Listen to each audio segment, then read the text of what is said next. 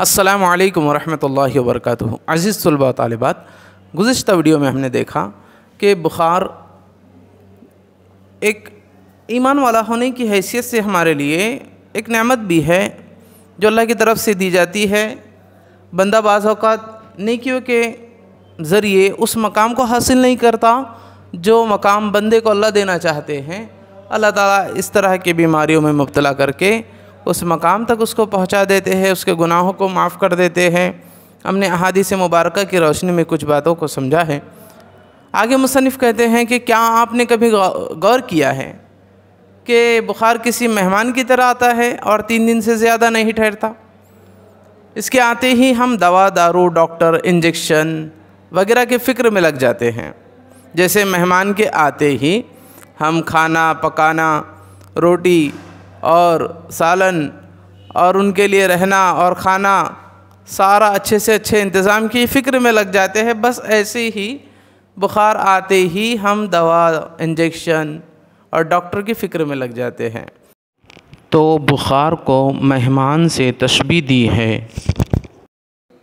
नाज़रीन, बात यकीन समझते हैं कि हम बुखार को भगाने की तैयारी कर रहे हैं, यानी हमको देखने वाले ये समझते हैं कि हम गोया के मेहमान को भगाने की, यानी मेहमान को घर से बाहर निकालने की तैयारी कर रहे हैं। और ज़ाहिरन वही लगता है कि हम इंजेक्शन देकर और दवा खा के और डॉक्टर को बुलाकर गोया के बुखार को भगा रहे हैं, यानी कि हम अपने मेहमान को भगा रहे हैं। जबकि ये सब इसलिए हैं, ये खाना पकाना, सालन, रोटी क्यों है कि वो जो मेहमान आया है उसको खाना खिलाना है, यानी उस मुअज़्ज़ज़ मेहमान यानी बुखार की खातिर मदारत के लिए होता है।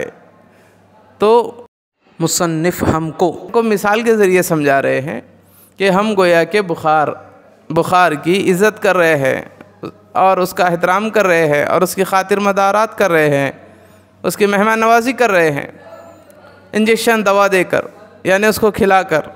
बुखार जब रुखसत होने लगता है तो मरीज़ उससे चुपके से कहता है कि भाई कभी कभार आ जाया करो, इसे अपना ही घर समझो। तुम्हारे आने से मुझ कोल्हू के बैल को 2-3 दिन का आराम मिल जाएगा, वरना मुझे ना मेरा ऑफिस चैन लेने देता है, ना घर की मसरूफियात पल भर आराम का मौका देती है। मेरा आराम की फ़िक्र किसे है? तुम ही इन सब को समझा सकते हो। तुम्हारा हुक्म कोई नहीं टालता। तुम्हारा हवाला मौजूद ना हो तो छुट्टी की दरख्वास्त भी मंजूर नहीं होती। यानी गोया के बुखार से मुखातिब होकर उस मेहमान से मुसन्निफ़ मिन्नत समाजत के साथ कहते हैं कि तुम्हारे आने से हमको राहत मिल जाती है, हमको छुट्टी मिल जाती है।